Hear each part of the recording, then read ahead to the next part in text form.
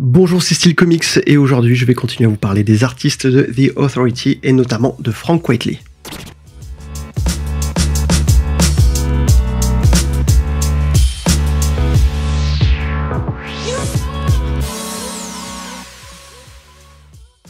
Alors si ce n'est pas déjà fait, je vous invite à aller jeter un petit coup d'œil à la vidéo que j'ai consacrée au passage de Bryan Hitch sur cette série, parce que c'est vraiment à la fois, lui il est à la fois un des initiateurs de cette série, mais aussi un des artistes qui a le plus marqué visuellement là-dessus. Je vais donc vous parler un petit peu des autres artistes, parce que Bryan Hitch a fait les 3 premiers arcs, les 12 premiers épisodes, et après il y a eu un peu une valse de différents artistes, avec du bon et du moins bon, en tout cas du que j'aime beaucoup et du que j'aime un peu moins. Donc je vais pas m'attarder trop sur ceux que j'aime moins, je vais vous dire rapidement pourquoi, parce que c'est pas la peine de, vous savez, c'est pas l'objet de la chaîne de s'acharner sur des artistes, mais je vais surtout essayer de montrer à la fois, enfin, ce que chacun a un petit peu à apporter, et puis pourquoi selon moi ce style-là n'allait pas forcément avec la série. On va commencer très rapidement par Jenny Spark, The Secret History of the Authority. Alors bien évidemment, je précise, hein, il y aura des spoilers, parce que en montrant certaines choses, je suis obligé de spoiler un petit peu, même si déjà là, il y a du spoiler, que j'essaierai de quand même masquer. Mais voilà, donc je vous le dis tout de suite, allez lire la série si vous le pouvez, d'abord, avant de rentrer là-dedans.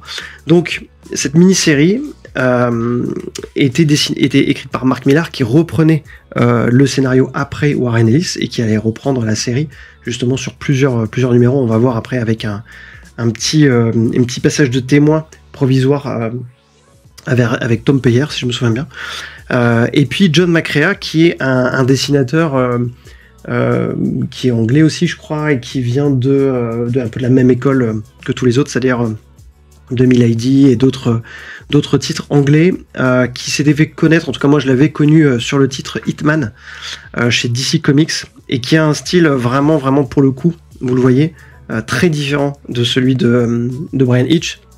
On est dans quelque chose de beaucoup moins réaliste, avec des visages beaucoup plus déformés, quelque chose de plus caricatural. Moi je trouve effectivement moins abouti, même si ça fait le job dans cette mini-série, et notamment parce que c'est une mini-série qui retrace un petit peu des pans de vie de Jenny Sparks, donc leader de The Authority, et puis qui va essayer de venir apporter des informations complémentaires sur le passé des différents personnages, hein, de l'équipe, comme Apollo, Midnighter, etc.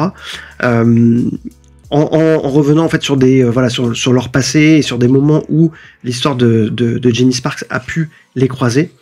Donc c'est pas un mauvais job, mais si vous connaissez un peu le style de John McCrea, c'est, j'allais dire, un peu presque le max qu'il puisse faire, ou en tout cas dans ce que j'ai pu voir. Donc on est vraiment dans son style, et c'est vrai qu'après Bryan Hitch, c'est une transition qui est quand même assez brutale, puisqu'on ne retrouve ni en termes de découpage, ni en termes d'ampleur de l'action, ni en termes de qualité de la représentation de l'anatomie ou du réalisme des décors, ce que l'on a pu aimer dans The Authority. Donc ça fait le job pour raconter en tout cas cette mini-série qui colle bien au personnage un petit peu déglingos de Jenny Sparks, mais voilà, ça marque pas vraiment les esprits, et c'est déjà une des premières, j'allais dire, ruptures de ton que on peut observer dans The Authority tout au long du run complet.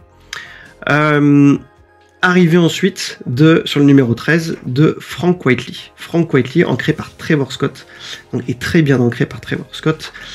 Lui, il va apporter son propre style, qui a ses détracteurs, hein, mais que je trouve moi particulièrement excellent, et je vais essayer de vous dire pourquoi je pense que c'était finalement une des meilleures relèves possibles pour Bryan Hitch. Donc j'ai pris en exemple ces premières pages en fait du numéro 13 qui en plus, je vais vous expliquer pourquoi en fait, sont vraiment représentées pour la première fois, en tout cas dans cet omnibus, telles qu'elles étaient voulues par les auteurs. Donc ce qui est intéressant dans cette première scène en fait, c'est que dès le départ on a ici le personnage de Engineer en fait qui envoie des bombes. On a tous les personnages de The Authority qui sont montrés en action. Donc on a Oxmoor ici qui ordonne à des buildings de s'écrouler sur des personnages. On a Apollo ici qui prend en chasse et détruit des avions de combat. On a Swift qui traverse un mur et qui du coup éclate complètement des soldats sur son passage. On a le Docteur qui pétrifie des soldats qui tombent en morceaux. Et puis on a Midnighter qui envoie à faire un carnage. Cette double page, je l'ai retenue parce que d'entrée de jeu, elle pose parfaitement bien ce qui va être les qualités de Frank Quitely et en quoi en fait il va parfaitement prendre la relève de Bryan Hitch.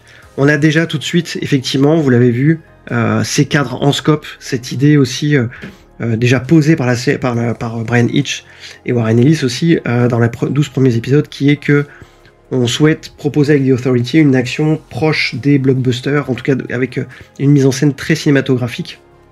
Et là, on va retrouver ce qu'on avait déjà, une espèce de code qui était déjà un peu posé, à savoir des explosions et de la destruction assez massive, hein, que ce soit ici dans le quartier qui est entièrement bombardé, que ce soit ce mur qui vole en mille morceaux.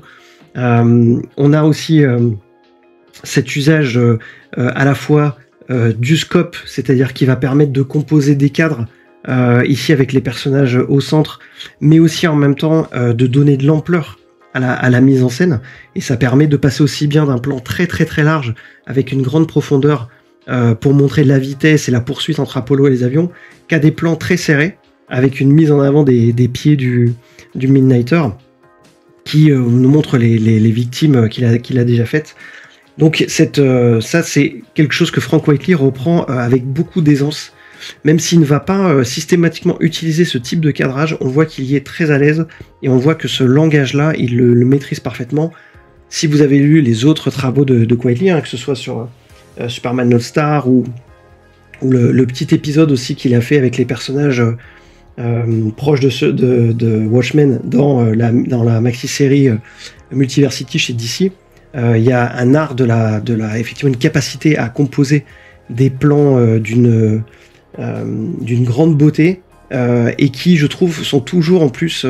Il a cette force aussi de savoir aussi bien jouer sur les cadres et les compositions, donc vraiment rester dans le langage de la BD et du comics, et en même temps de pouvoir proposer ce type de cadrage qui serait un superbe storyboard de film à gros budget. L'autre chose aussi que je trouve intéressant dans le style de Quitely, c'est qu'il fait quelque chose que peu d'artistes arrivent à faire, c'est choper un moment et une pause dans lequel il semble avoir arrêté le temps juste au bon moment. Je m'explique. Quand on regarde ici, par exemple, sur cette case, quand on regarde cette case ici, on voit que le personnage est littéralement, et la Jeep en fait sont projetés dans les airs du fait de l'explosion. Et en fait, cette verticalité, ce personnage qui est en train de se décoller ici, nous montre non pas le résultat à la fin de l'explosion, mais nous montre l'explosion à un instant T. En fait, d'ailleurs, même dans la composition, la vague de l'explosion, elle n'a pas encore progressé. On a un bout de décor, etc. Ça, c'est qu'un des multiples exemples, parce qu'on va reprendre l'ensemble du découpage. Hein. Quand on reprend, c'est exactement la même chose ici. On a juste après l'impact. En fait, c'est comme si on avait figé l'image à ce moment-là. C'est-à-dire que on n'a pas vu Swift passer. On a juste son ombre qui nous indique que c'est elle qui vient de passer. En revanche, on a les conséquences, mais on a les conséquences juste après. C'est-à-dire que le sang des personnages éclatés est encore dans les airs. Les briques sont encore dans les airs. Il y a toujours ce moment où il capte, il décide de faire le choix non pas de l'impact, ni du moment de quelques secondes après où tout serait retombé, non, juste du moment où l'impact a eu lieu, et en fait on se situe entre l'action qu'on n'a pas vue mais qu'on devine, parce que là on comprend ce qui s'est passé, et en même temps on ne voit pas la dernière image en fait de cette action. Et ça c'est quelque chose qui fait souvent et qui fait brillamment, et à ma connaissance il y a un autre artiste auquel je pense quand je réfléchis à ça, c'est Olivier Coipel, qui est extrêmement doué aussi pour faire ça, c'est-à-dire pour choper cette posture, ce moment dans la destruction, dans l'action, qui se situe entre là où beaucoup d'artistes vont montrer l'impact, eux ils ont tendance à vouloir montrer les 2 secondes juste après. Et je trouve que ça renforce considérablement l'action, ça donne cette idée que le temps s'arrête et qu'on vient de voir quelque chose de ce à quoi on assiste et nous est passé au ralenti tellement que l'action est rapide et brutale. et c'est extrêmement dur à faire parce qu'il faut pouvoir choper exactement et se dire quels sont les éléments qui vont permettre de montrer ce qui vient de se passer et en même temps de saisir ce moment où l'action est en suspension. C'est le cas un peu ici avec cet avion qui est poursuivi par Apollo. C'est le cas aussi de ces soldats parce qu'en fait on a finalement en 2 niveaux de plan la décomposition de ce qui est en train de se passer. C'est-à-dire qu'on a des soldats déjà brisés, donc qui sont en pierre brisée, qui a déjà tout figé entièrement et qui est en train de se briser. Donc on a vraiment cette mécanique en plus un peu triangulaire ici du soldat qui commence à avoir une jambe qui se casse et puis un autre qui est déjà cassé. On a celui-ci qui est déjà à moitié, à 3/4 pétrifié et sa jambe qui commence à se casser, mais il est encore vivant. Et puis on a celui-là qui a que la moitié du corps qui commence à se pétrifier et qui n'est pas encore cassé. Donc cette notion en fait de décomposition, cette décomposition de l'action, elle est parfaitement bien rendue ici et elle est pensée en plusieurs niveaux de plan puisque ça permet de garder le docteur au fond et vraiment d'avoir cette composition un peu triangulaire qui montre comment très calmement il avance et au fur et à mesure il a il pétrifie les personnages. Et d'ailleurs on voit ici que en fait tous les personnages sont un peu en mouvement et même le Midnighter dont on ne voit que les pieds, la façon dont les pieds, l'appui est fait, etc. Dégage cette impression de mouvement et de personnages qui avancent. D'ailleurs, on a un petit peu une notion de progression aussi dans cette page qui est très bien rendue. Donc ça, c'est vraiment déjà dès cette séquence d'ouverture avec un découpage parfaitement enchaîné et une sensation de brutalité, de violence et de vitesse. On sent que Frank Quitely va être prêt à prendre la relève de Bryan Hitch là-dessus. Un autre point important aussi, alors justement je précise par rapport à, je parlais tout à l'heure d'épisodes qui ont été publiés tels qu'ils ne l'étaient pas. Il faut savoir qu'en fait ici là ça fait référence en fait à, même s'il y a une petite faute dans le nom là, à un président réel en fait qui n'est pas resté longtemps au pouvoir au Timor oriental et puis qui et en fait à un niveau de violence qui avait été pas mal censuré parce que en fait la mention de Jakarta, la mention de Timor oriental, de ce président avait été effacée en fait, censurée par DC qui avait demandé des changements dans les noms et dans les noms des personnages et noms des villes. Et un petit peu plus tard on va le voir, il y avait aussi une censure au niveau à la fois de la violence et aussi de référence à des personnages de Marvel. Donc moi j'étais surpris de voir à l'époque, je l'avais acheté en VO, c'était effectivement la version censurée, mais au niveau de l'omnibus, en revanche, on a la version telle que souhaitée par les auteurs. Alors dans cette page, ce qu'on voit aussi, c'est que outre encore une fois le cadrage parfaitement exécuté dans les postures des personnages, on voit aussi que là où Frank Quitely se distingue par rapport à Bryan Hitch, c'est qu'on va être dans des personnages beaucoup moins réalistes. Moins réalistes, déjà dans les visages, dans les proportions, tous les personnages sont extrêmement massifs. C'est vraiment quelque chose qu'on retrouve souvent sous les personnages de Frank Quitely. Il y a une espèce d'approche légèrement caricaturale. Si vous vous souvenez de ces New X-Men, c'était déjà un peu le cas aussi. Son Wolverine était petit, très large, là où son Cyclope était à l'inverse très grand et très très fin avec le visage très allongé.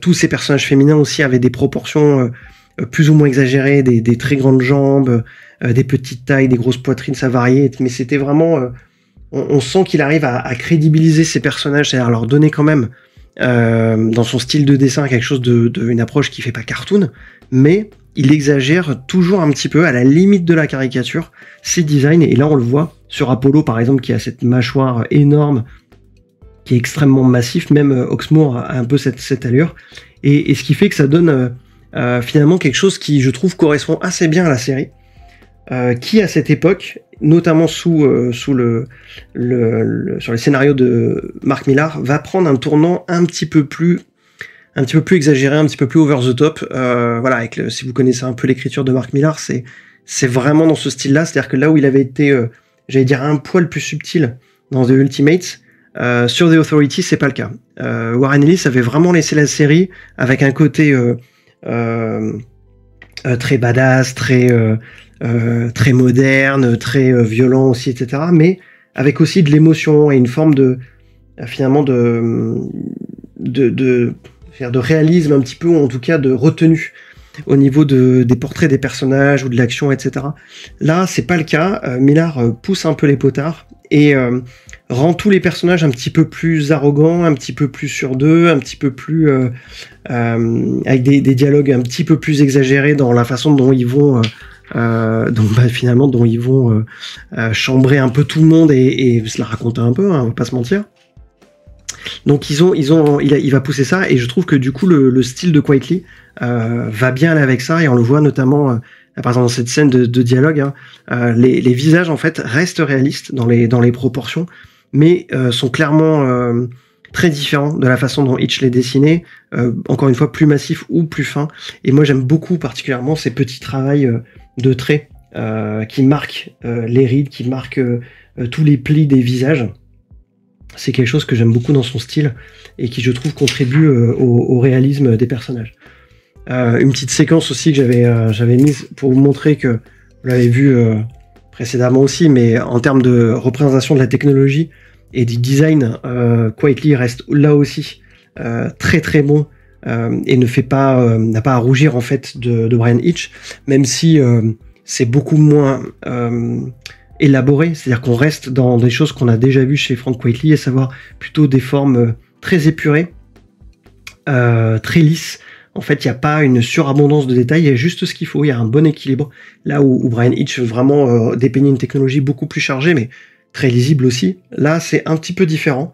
C'est un peu plus proche de ce qu'il va faire dans All Star Superman, avec effectivement des formes géométriques plutôt rondes, voilà, un peu une espèce d'approche un peu, j'allais dire, design à la Apple de la techno, qui passe très bien parce que ça permet d'avoir ce côté futuriste aussi qui est maintenu. Donc je vous disais des personnages un peu plus massifs.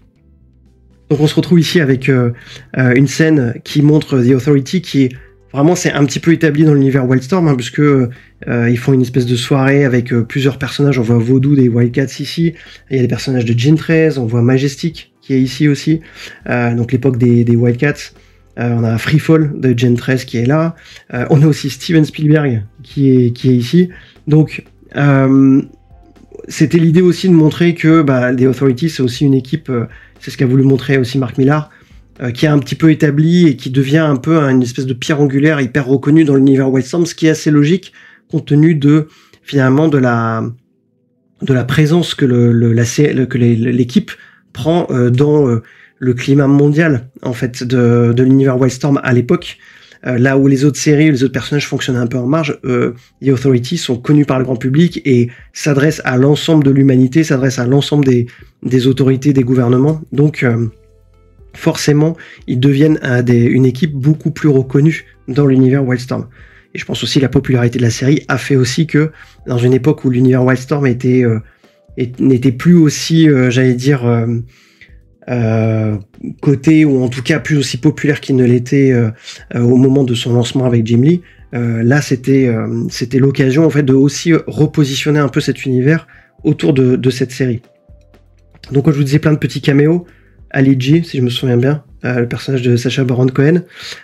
Et puis ici, très discrètement, mais j'essaierai de zoomer un peu quand même à l'image pour que vous le voyez, le premier baiser entre Midnighter et Apollo. Alors c'est dans un coin à gauche, comme ça, mais c'était ce qui, officiellement, j'allais dire, allait pour la première fois vraiment valider le fait que les deux personnages étaient en couple, puisque jusqu'à présent, il y avait eu cette relation qui avait été montrée, et il y avait juste ce postulat qui avait été entre les lignes évoqué par Warren Ellis dans Stormwatch, où on voyait les deux personnages, leur première apparition, se rhabiller après avoir passé une nuit dans un entrepôt, mais en fait c'était pas très clair s'ils avaient passé la nuit ensemble ou s'ils avaient juste dormi là pour faire dans l'occasion d'une planque en fait.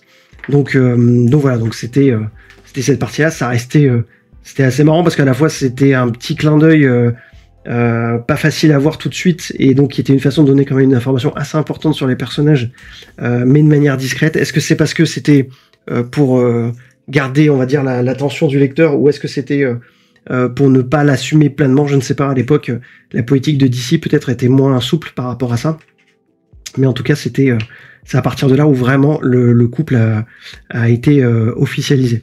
Donc comme je vous le disais, des personnages avec des formes beaucoup plus marquées, beaucoup plus massives. Et puis, ce style-là, effectivement, un peu plus caricatural. Alors, dans ce premier arc, en fait, on est vraiment dans du Mark Millar type, puisque c'est comment prendre des codes et des personnages un peu existants et les détourner, les pousser un petit peu vers des formes plus caricaturales, un peu over the top, comme il l'a fait après sur Nemesis, comme il a fait sur des titres du Millar World, en fait, où il a repris des archétypes et il les a complètement exagérés. Il a fait d'ailleurs un peu la même chose aussi sur The Ultimates après. Donc il a toujours aimé un peu jouer avec ce côté, quand je suis chez Marvel, je caricature un peu des personnages de DC et vice-versa. Là, en l'occurrence, il confronte The Authority à une équipe qui est clairement une caricature des Avengers. Donc vous voyez ici ce qui est la couverture du numéro 14. On voit un pseudo Captain America, Iron Man, Thor, évidemment, Giant Man, Hulk, et une guêpe ici. Alors il faut savoir que ce bouclier-là n'apparaissait pas dans la couverture d'origine. En fait, c'est parce que justement, l'idée c'était que, pour pas avoir de problème avec Marvel, la référence était... ils se sont dit que la référence était peut-être un petit peu trop explicite, et donc le personnage perd son bouclier dans la version d'origine, ce qui donne lieu à des plans un peu bizarres, je vous montrerai au fur et à mesure. Mais voilà. Mais ce qui est assez extraordinaire, c'est que outre le design que je trouvais vraiment très très bon, notamment ce côté encore plus militaire en fait, dans le pantalon, les bottes, et aussi l'armure qui a cet aspect finalement très old school, hein, ça rappelle plus les premières armures d'Iron Man, mais qui a quand même ce côté très métallique qu'avaient les toutes premières armures du Silver Age. Un personnage qui n'est pas identifié comme Thor, d'ailleurs ils n'ont pas de nom comme ça, je crois qu'il s'appelle Tankman, je crois, mais voilà, ils n'ont pas de nom qu'on retient d'ailleurs. Donc cette espèce de dieu qui n'a pas de marteau mais qui a cette masse, et puis ce Giant Man qui est extrêmement bien fait, je trouve, et notamment avec cette botte là qui fait un peu botte de catcher, et surtout dans ce plan magnifique où sa proportion en fait et sa taille par rapport au personnage, à la fois montre à quel point ce pouvoir dans le monde réel peut être extrêmement impressionnant, parce que là on est dans une espèce de contre-plongée à l'échelle, en fait, à hauteur d'homme, à hauteur du personnage du docteur, donc qui montre parfaitement bien la menace, et puis la façon dont le personnage est en plus penché vers lui, ça accentue ce truc-là. Donc une entrée en matière de ces personnages-là, dont la menace est extrêmement et immédiatement visible, et puis qui, pour autant, vont pas faire long feu très vite, ou en tout cas vont prendre cher assez rapidement. Et donc notamment avec ces plans qui avaient été censurés, donc ce plan de Apollo qui traverse tel une balle le crâne de ce personnage-là, et puis le Midnighter qui surgit et puis qui explose la tête de celui-ci. Ces plans-là, si je me souviens bien, étaient floutés.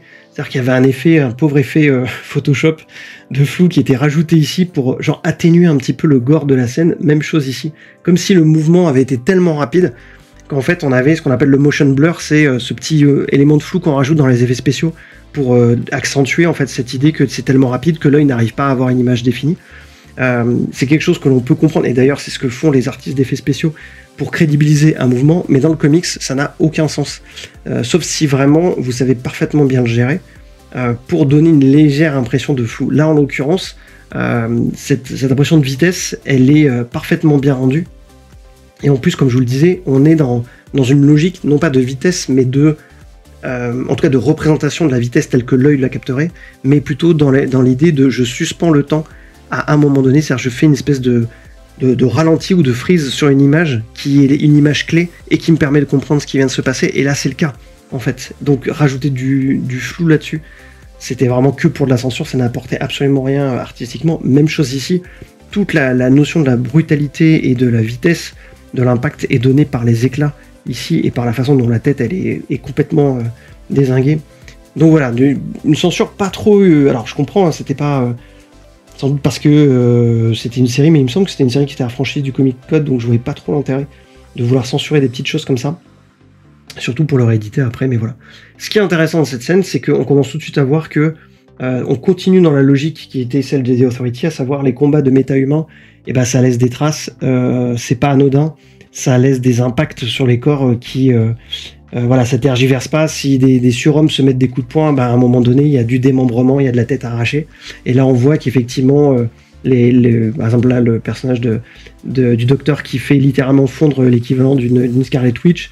On a une espèce de Hawkeye ici. Bref, on va avoir une série de personnages inspirés des Avengers qui vont dérouiller au fur et à mesure.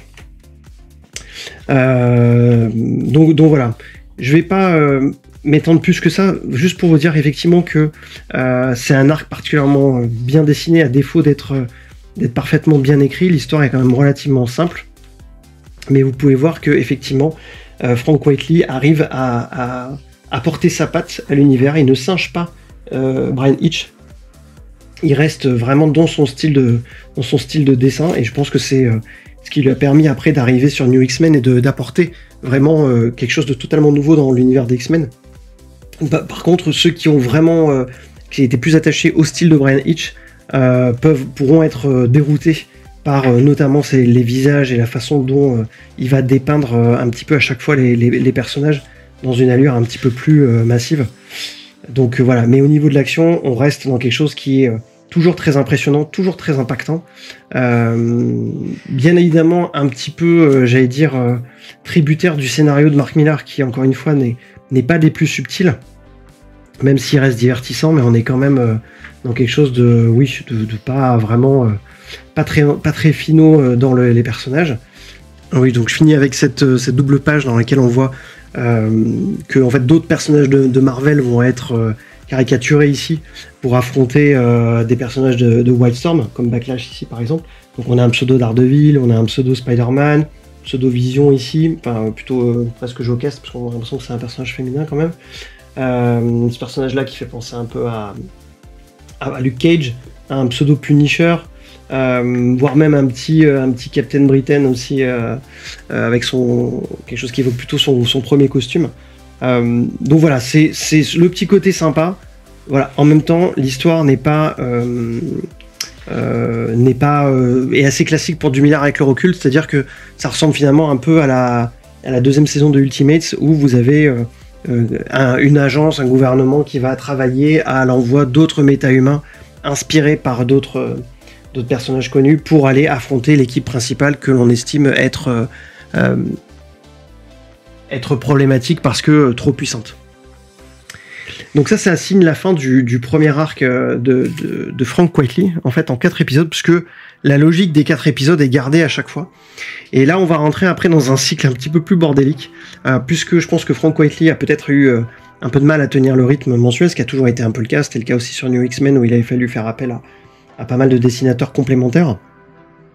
Et là on retrouve un petit peu cette logique-là avec quelque chose d'un petit peu morcelé. Donc je vais présenter un peu rapidement les autres artistes et essayer de revenir aussi sur deux, trois trucs un petit peu plus un peu clés aussi dans le reste de ce run. Donc là on est sur le début d'un nouvel arc, Earth Inferno, qui est dessiné, le premier épisode est dessiné par Chris Weston. Alors Chris Weston, c'est pas du tout un manche ancré par Gary Leach, loin de là, c'est aussi un artiste anglais vraiment j'allais dire classique, mais de grande qualité. Donc un artiste anglais qui a signé pas mal de titres, dont un en particulier que j'aime beaucoup, qui est The 12 chez Marvel. Je ne sais pas si vous avez l'occasion de lire ce titre, moi je l'aime beaucoup. Et juste pour vous montrer en fait un petit peu la différence, parce que très clairement ici c'est pas son meilleur job. Je sais pas si c'était une question de délai, si c'est une question d'ancrage, parce que là vous voyez par exemple les visages, l'anatomie, etc. On est quelque chose de... on reconnaît pas trop le style de Chris Weston en fait. J'étais un peu étonné. Je crois que c'est lui qui a fait aussi avec Warren Ellis une série qui s'appelle Ministry of Space. Moi j'avais pas du tout ce souvenir là à l'époque de son style. J'avais vu quelques trucs et j'avais le souvenir de quelqu'un avec un style beaucoup plus réaliste, poussé, appuyé, etc. Là en l'occurrence voilà, c'est ultra détaillé, on voit quand même soit les tanks, les tenues des militaires, etc., tous les décors. On est dans quelque chose de très détaillé, soigné, une approche un peu réaliste, mais il y avait quelque chose qui ne me parlait pas vraiment. Je ne sais pas si c'est lié à l'ancrage, est-ce que c'était lié au fait que l'artiste avait eu peut-être beaucoup moins de temps, mais à l'inverse, en fait, si vous regardez The 12, donc je disais chez Marvel, on n'est pas du tout dans le même style. Là, on est dans quelque chose de ultra réaliste, ultra chiadé. Enfin, vraiment, ce style-là est tout simplement magnifique.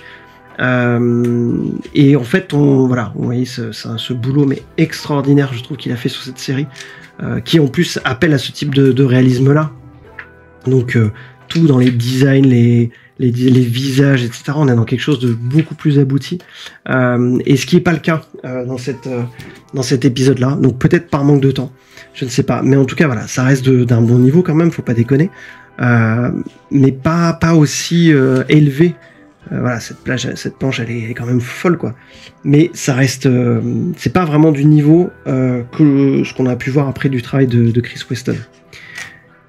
Donc il va signer ces 2 premiers épisodes de l'arc Earth Inferno, qui reste encore une fois tout à fait lisible, même si là encore, on peut être tout à fait rassasié et satisfait par le niveau de détail, la qualité aussi dans la représentation globalement des cases et tout, mais on perd un storytelling moderne, on perd un storytelling dynamique, on est dans quelque chose de beaucoup plus classique. Vous voyez ces poses par exemple qui ont l'air très figées en fait. Alors c'est un peu le cas aussi dans The 12, hein, mais ça passe mieux dans The 12 parce que on n'a pas de référence, on est dans quelque chose de beaucoup plus terre à terre et réaliste que cette série, et donc le côté un petit peu des fois mannequin un peu figé des personnages passe mieux.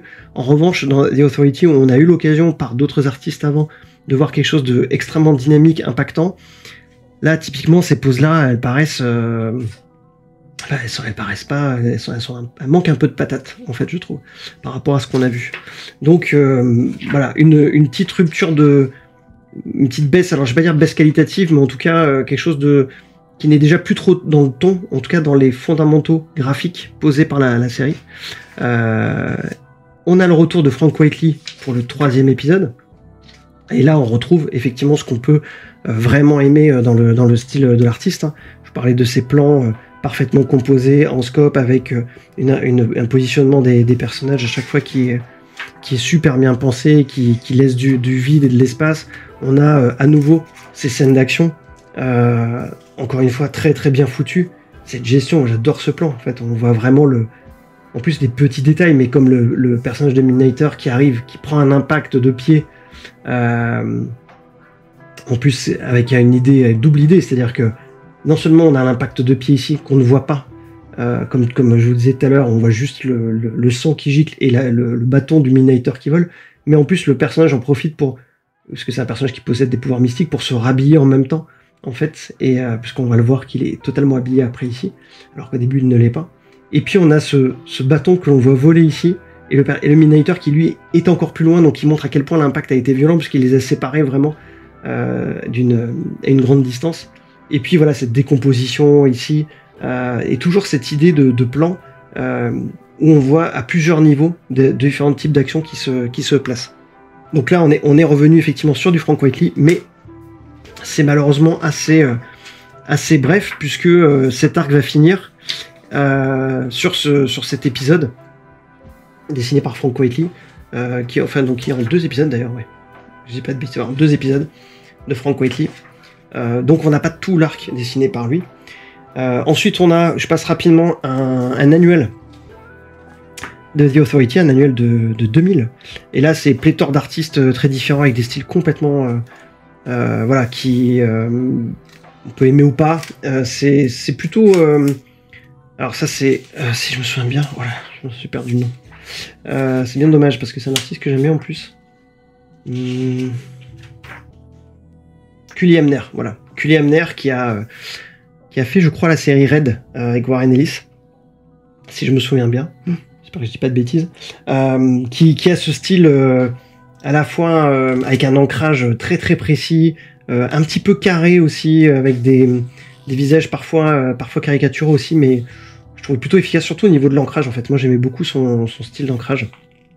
Mais voilà, il y a à boire et à manger. On est sur plein de styles d'artistes un petit peu différents. Voilà, Genty, je pense que c'est George Genty en fait, qu'on a vu un petit peu plus tard sur Buffy, si je me souviens bien. Buffy contre les vampires. Donc voilà, ça c'est pour l'annuel. Pas forcément de trucs notables. On a un épisode 21 qui est dessiné par Trevor Scott, donc qui est l'encreur qu'on a vu. Pardon, n'importe quoi, par John McCrea, qui est celui qu'on avait vu sur la mini-série Jenny Sparks. qui est un petit peu un épisode fill-in, puisqu'on ne retrouve pas l'équipe, mais on va suivre deux personnages qui sont ces deux personnages. C'est Jackson King, si je me souviens bien, qui sont des personnages de Stormwatch en fait, et qui restent des consultants externes, on va dire, de The Authority. À ce moment-là, bon, voilà, je reviens pas forcément exactement ma tasse de thé au niveau du dessin. Et puis là, par contre, on a le début d'un nouvel arc, Brave New World. Et là, ça va être un petit peu le bordel, parce que Brave New World, c'est un arc qui va être explosé, puisqu'on va avoir l'arrivée d'une autre équipe qui va remplacer The Authority, en fait, qui va donner lieu, du coup, à une autre arc dessinée et scénarisée par d'autres personnes, en attendant que Millar revienne sur le titre. Donc, on a ce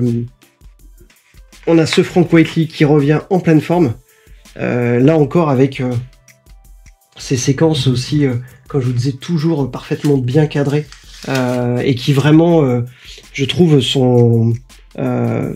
commence vraiment à se rapproprier cet univers-là, et c'est vraiment dommage parce qu'en fait, il y a toujours cet effet très frustrant. Voilà, on a cette espèce d'adversaire qui va arriver, techno-organique, absolument horrible, doté d'un milliard de pouvoirs qui vient se battre avec, qui a massacré littéralement l'équipe, en fait. En fait, c'est un peu l'effet qui commence et qui était un effet qu'on a retrouvé après dans The New X-Men, c'est-à-dire qu'en fait, on a un ou deux épisodes de Quietly, et après une rupture de style totalement différente derrière, et ce qui fait que ça crée une espèce de frustration permanente qui est que on commence quelque chose, notamment dans la représentation des personnages, avec un artiste dont on aime beaucoup le style et tout, et après on passe à quelque chose de totalement différent. C'est dommage qu'à l'époque ils aient pas réussi à s'organiser, quitte à arrêter la série pendant un temps, même si je me souviens qu'il y avait quand même de l'attente entre les épisodes, pour permettre quand même à Quietly de continuer, parce que à chaque fois, voilà, sa mise en scène, cette pose, elle est extraordinaire, quoi. La façon dont les jambes se tordent, la façon dont elle ne touche pas le sol, et où en fait elle reçoit directement cette espèce de produit dégueulasse et tout qui va l'affecter. Il y a une mise en scène, pareil, qui est extraordinaire. Moi, j'adorais ce plan où le personnage crachait ses lames qui venaient décimer tout le monde, se planter ces espèces de shrapnel avec cet effet de téléportation. Voilà, cette séquence d'attaque, elle était dingue, surtout que l'adversaire, il est à la fois grotesque dans son look, avec cette espèce de tentacules bizarres, avec ses prothèses mécaniques super bien faites, et il était totalement étrange dans sa façon d'être et tout, et puis blindé de pouvoir, quoi. Donc forcément une menace que l'on voyait immédiatement à la hauteur de l'équipe, et qui les décimait assez facilement, en fait. Donc une mise en scène, là, encore une fois, sur ce plan, toujours cette captation, encore une fois, ici, là, de juste la petite seconde, juste avant l'impact, qui est parfaite, et une mise en scène d'un combat désespéré entre l'équipe qui se fait vraiment balayer et cette création, et puis une ellipse de temps, puisqu'on a vu ces personnages-là au début de l'histoire, et on a cette pseudo-authority, donc une nouvelle équipe, qui vient présenter qui vient reprendre en fait la place de The Authority, en fait, et qui est censée avoir été une équipe pareil, modelée, composée pour être le Canada Dry de The Authority, et venir la supplanter. Ce qui nous amène à un nouvel arc, en fait, Transfer of Power, en 4 numéros, écrit par Tom Payer et dessiné par Dustin Nguyen, pas le Dustin Nguyen de Ascender, Descender, on n'en est pas encore là, j'en avais parlé un petit peu, je crois. En fait, son style n'était pas du tout dans ce qu'il fait aujourd'hui, en fait, parce qu'il n'y a pas d'aquarelle, parce que il s'ancrait pas lui-même, je crois. En fait, qui est-ce qui l'ancrait? Ah oui, Richard Friend, qui est quand même un super bon encreur, et John Martin aussi, que je le connais un petit peu moins, mais Richard Friend, c'est un très très bon encreur. Et donc on voit, voilà, là on a quelque chose à la fois ultra détaillé, et en même temps au niveau des visages quelque chose d'un petit peu étrange, parfois limite une espèce d'inconstance, en fait, aussi dans la façon de représenter les visages, en fait. On le voit ici sur, je crois que c'est Manchester Black, ce personnage. Voilà, une espèce d'inconstance dans cette représentation qui fait que voilà, on a des traits, on ne sait pas trop si c'est de la caricature, si ça se veut réaliste. Voilà, tous les visages sont assez étranges. Alors, Dustin Nguyen, il va revenir, après il va faire Wildcat, si je me souviens bien, il va revenir sur The Authority à un moment donné, dans un super arc dont on parle très peu, mais que moi j'avais beaucoup aimé, et qui était l'arc écrit par Ed Brubaker, qui est en 12 épisodes et que je vous recommande. Je sais même pas s'il a été édité en France, mais j'étais un peu resté au début un peu loin de cet arc parce que au niveau du dessin, encore une fois, Dustin Nguyen c'était pas non plus le meilleur artiste pour ça, mais pourtant en fait ça collait parfaitement bien à l'ambiance très polar thriller qu'avait donné Ed Brubaker, et l'histoire en elle-même elle est vraiment vraiment prenante. Donc je vous invite à, si vous pouvez, à jeter un coup d'œil là-dessus.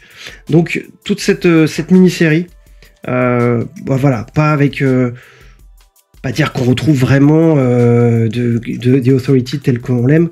On a vraiment une rupture qualitative qui est quand même très très importante entre les Bryan Hitch et Frank Whiteley, et puis Dustin Nguyen qui encore une fois fait un boulot honnête. Ça reste lisible et tout, mais on n'est ni dans l'impact et le découpage moderne et bluffant, ni dans la représentation des personnages qu'on aime le plus.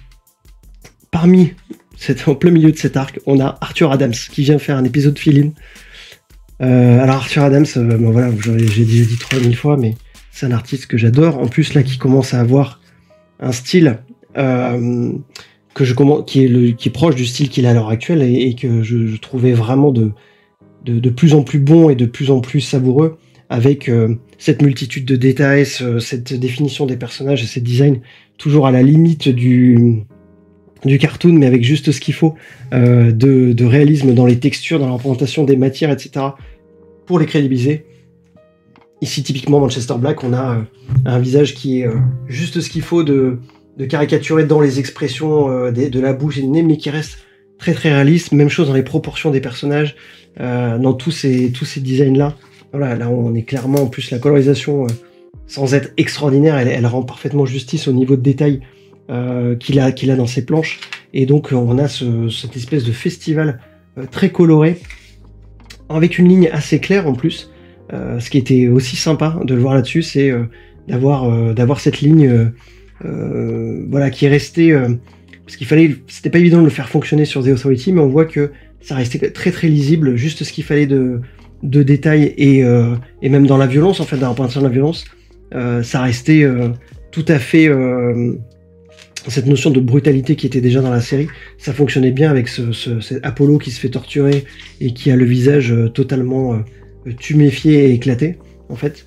Donc ça collait vraiment bien. Là, j'avais repris un petit peu d'espoir sur cette série, parce que même si Arthur Adams n'était pas forcément un choix qui me paraissait évident, et en fait ça l'était, puisque finalement il était dans la continuité non pas de Bryan Hitch mais de Frank Whiteley, je trouve, avec ce côté effectivement un petit peu plus caricatural et exagéré dans les visages, mais juste ce qu'il fallait sans trop exagérer, et surtout avec un degré de détail qui permettait de conserver l'ancrage extrêmement réaliste et le futurisme finalement très crédible de l'environnement de cette série. Arthur Adams est resté donc 2 épisodes sur ce dernier arc, et il a fait, encore une fois, je vous montre rapido, mais des trucs vraiment vraiment très très chouettes dans la représentation de tous ces personnages et tout. Là encore, le découpage était peut-être pas aussi marquant que celui de Bryan Hitch ou de Frank Whiteley, mais ça restait, une petite scène gore aussi, ça restait quand même bien efficace, bien impactant, et surtout extrêmement lisible et parfaitement rendu. Donc, je passe un petit peu. Hop. Ouais, par exemple, cette explosion-là de tête, elle est exactement un peu dans la logique de ce que je disais sur Frank Whiteley. C'est on a le début de l'action, enfin juste le moment où il emmagasine de l'énergie, il prépare son tir de rayon laser des yeux, et on a quelques secondes après l'impact, donc une compo qui est vraiment chouette. Donc voilà, et donc cet épisode, en fait, donc il est l'avant-dernier, le 28, sauf que donc avec ce plan final qui est vraiment bien foutu, et enfin l'affrontement entre la revanche en fait entre The Authority et le monstre qu'on a vu, les décimes au début. Sauf que, et ben voilà, Arthur Adams n'a pas pu finir, et c'est Gary Erskine, ou Erskine, je sais pas comment on dit, qui va finir cet arc. Alors même chose, hein, pas un dessinateur, pas du tout un manche, bien au contraire, on voit les qualités du gars. J'arrive pas à me souvenir exactement, je crois qu'il a fait du Captain America. Je crois pareil qu'il a bossé avec Warren Ellis sur une série, le nom m'échappe. Mais voilà, c'est pas un artiste que je suis particulièrement, mais voilà, ça reste très qualitatif, mais encore une fois, une rupture de style tellement différente, avec ce personnage-là qui semble tout droit sorti de Preacher.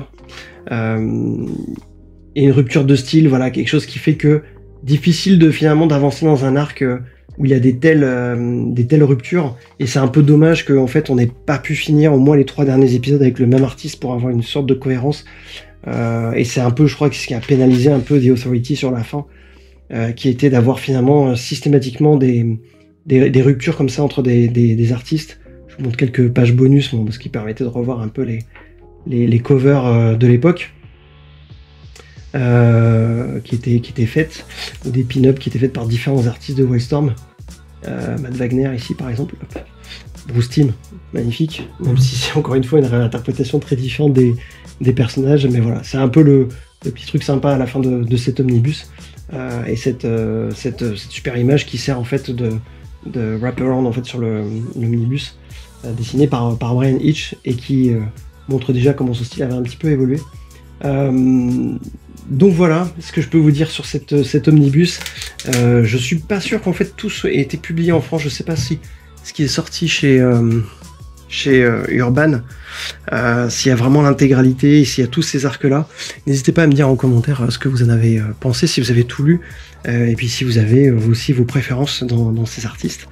Donc voilà pour ce petit tour de The Authority. Merci pour votre fidélité, merci de continuer à commenter, à partager, et à liker ces vidéos, et à soutenir cette petite chaîne. Je vous donne rendez-vous très prochainement pour d'autres séries un petit peu plus récentes, et puis on va continuer à naviguer entre des classiques et puis des titres qui sortent en actualité. Voilà, à très bientôt, prenez soin de vous, ciao.